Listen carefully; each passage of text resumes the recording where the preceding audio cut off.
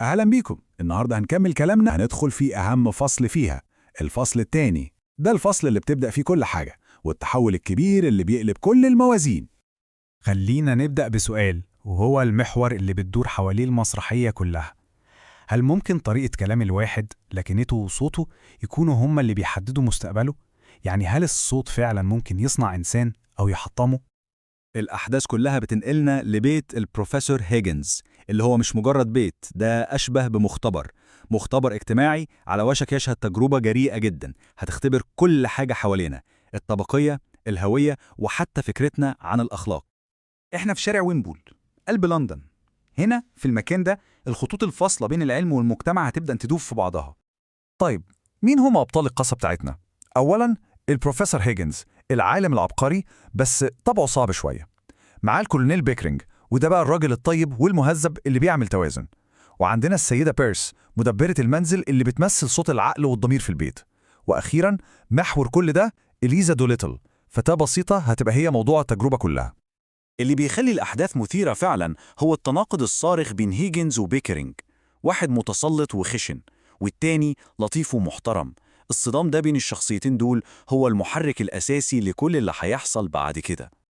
كل حاجة بتبدأ لما إليزا دوليتل بتخبط على الباب بطلب بسيط جدا، طلب هيشعل فتيل رهان مجنون ومحدش كان يتوقعه. إليزا بتعرض شلن واحد مقابل الدرس الواحد. يمكن المبلغ ده يبان بسيط، لكن بالنسبة لدخلها اليومي ده يعتبر ثروة. هيجنز نفسه فهم إنها بتقدم جزء كبير جدا من اللي بتملكه. العرض ده، الشلن ده، كان زي شرارة ولعت في غرور هيجنز، وبكل ثقة بيرمي تحديه الجريء وبيقول: أنا أقدر أخليها تبان كأنها دوقة في حفلة في السفارة. بيكرينج لقط الفرصة دي على طول وحول تباهي هيجنز لرهان حقيقي ورسمي، وعرض إنه يدفع كل مصاريف التجربة لو هيجنز قدر يثبت كلامه. وبكده اللعبة بدأت رسمياً.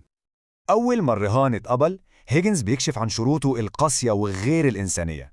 وهنا بنبدأ نسأل نفسنا أسئلة أخلاقية عن حدود التجربة دي. شوفوا أوامره الأولى للسيدة بيرس عاملة إزاي. بيقول لها تحميها وتدعكها بالفرشة والصابون، تلبسها أحسن لبس، ولو عملت أي مشاكل يديها علقة جامدة. واضح إنه بيتعامل معاها كأنها شيء مش إنسانة. هيجنز بيحط إليزا قدام اختيار صعب، بيوعدها بأحلام كبيرة زي إنها تروح قصر باكنغهام، وفي نفس الوقت بيهددها لو فشلت أو رفضت، بيحذرها إنها لو رفضت هتبقى بنت شريرة وجحدة والملايكة هتبكي عليها، يعني يا إما جنة يا إما نار. هنا بقى الكولونيل بيكرينج بيتدخل بسؤال مهم جدا، سؤال كلنا بنفكر فيه: هو أنت راجل كويس في تعاملاتك مع الستات؟ بيكرينج قلقان من نوايا هيجنز الحقيقية. وحتى السيدة بيرس صوت العقل بتواجه هيجنز، بتقول له إنه لازم يكون قدوة كويسة لإليزا، يعني لازم يخلي باله من طريقة أكله ويبطل يشتم قدام البنت. بتفكره إن التغيير لازم يبدأ منه هو الأول. يا دوب التجربة هتبدأ، بيظهر متغير جديد محدش كان عامل حسابه خالص: ألفريد دوليتل، والد إليزا، اللي وصوله هيلخبط كل الحسابات. دوليتل مش داخل يطلب مساعدة أو يستعطف حد، لأ، ده داخل ومعاه فلسفة صادمة بيعلنها بكل فخر: أنا واحد من الفقراء اللي ما يستهلوش، هو ده أنا. فلسفته دي عبارة عن هجوم مباشر على أخلاق الطبقة الوسطى اللي بيشوفها مجرد نفاق. هو مش عايز يبقى مستحق أو يترقى في المجتمع، كل اللي هو عايزه شوية فلوس عشان يستمتع بحياته من غير ما حد يحكم عليه. المدهش بقى إن هيجنز بيعجب جدا بأخلاقه الأصيلة دي، فبيقرر يديله 5 جنيه، مش عشان يساعده، لأ، عشان بس يخلص منه من فلسفته اللي وجع الدماغ. بعد ما دوليتل بيمشي، بنبدأ نشوف النتائج الأولية للتجربة المجنونة دي، يا ترى شكلها عامل إزاي؟ وفعلا بتدخل إليزا تاني، لكنها شخص مختلف تماما، نظيفة ولابسة فستان ياباني أنيق. التحول الخارجي بدأ وشكله مبهر. ودلوقتي بيبدأ الشغل الجد. هيجنز بيبدأ يعلمها علم الصوتيات أو الفونيتكس، دوس مكثفة مرتين في اليوم عشان يغير طريقة نطقها لكل حرف. دي عملية إعادة برمجة شاملة لصوتها وهويتها اللغوية.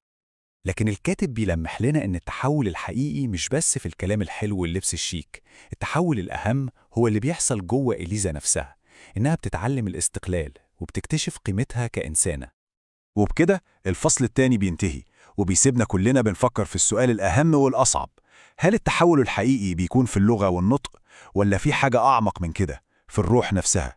سؤال هيفضل معانا لآخر المسرحية. All right, let's dive into Act 2 of George Bernard Shaw's Pygmalion. Now, we're not just going to treat this as a play. Oh no. We're looking at it as something much more intense. Think of it as a fascinating, maybe even a dangerous scientific experiment. And the test subject? A living, breathing human being. So let's scrub in and get started. So where does this all go down?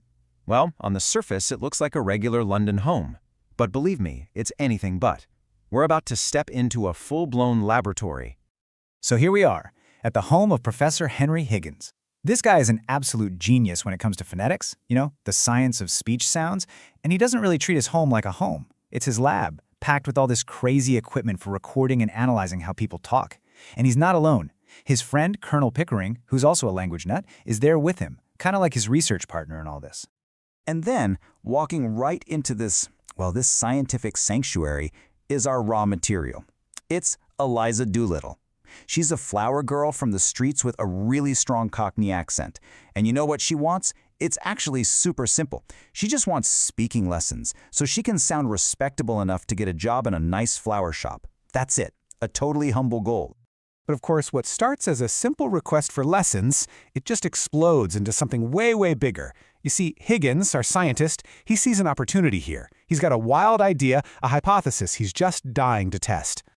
And what an idea it is. He makes this absolutely incredible claim. He basically boasts that he can take everything about her accent, her social class, her whole identity, and just change it completely.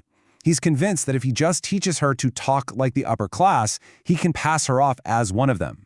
It's like he's trying to prove that all those social divisions are, just an illusion. Well, a boast like that doesn't just go unanswered. Pickering's totally intrigued, and he turns it into a formal bet. And just like that, the terms of our experiment are set.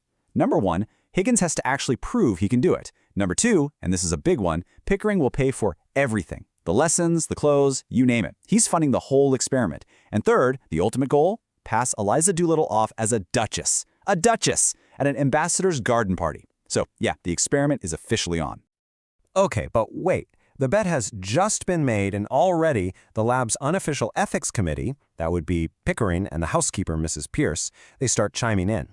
And they have some serious questions. And they hit on the single most important question right away. Okay, great, you can turn her into a lady. But what happens to her when it's all over, right? You've pulled her out of her world, but she's not really going to fit into yours. So what then? Where does she go? This, right here, is the moral heart of the entire play. And this slide just lays it out perfectly. It's the central conflict in a nutshell. For Higgins, Eliza's just a specimen, something to be studied under a microscope. He even calls her a draggle-tailed gutter snipe.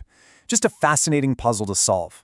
But for Pickering and Mrs. Pierce, they see a person, a vulnerable young woman who needs guidance, not just a scientific makeover. They get that this isn't some fun little game. It's going to change her life forever.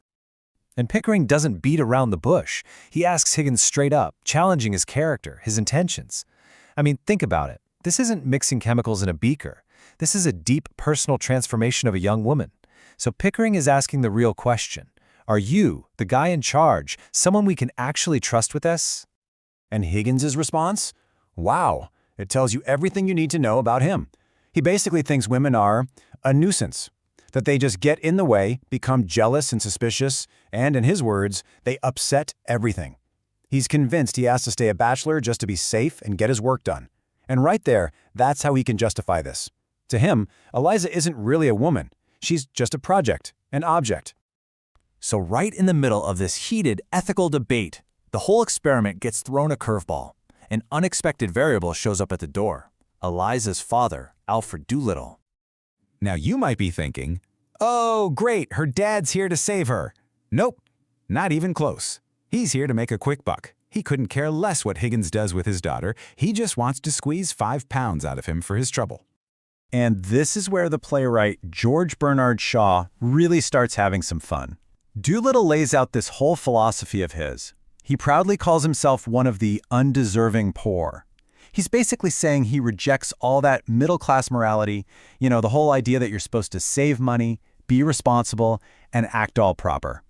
He thinks he has a right to be irresponsible and just enjoy himself. And Higgins? He loves it. He is absolutely fascinated by this guy. Remember, Higgins is a scientist of human behavior, and here's this man with a totally original, shockingly honest worldview. Instead of being angry, Higgins is thrilled by his logic and just hands over the 5 pounds. To Higgins, Doolittle is just another fascinating specimen to observe.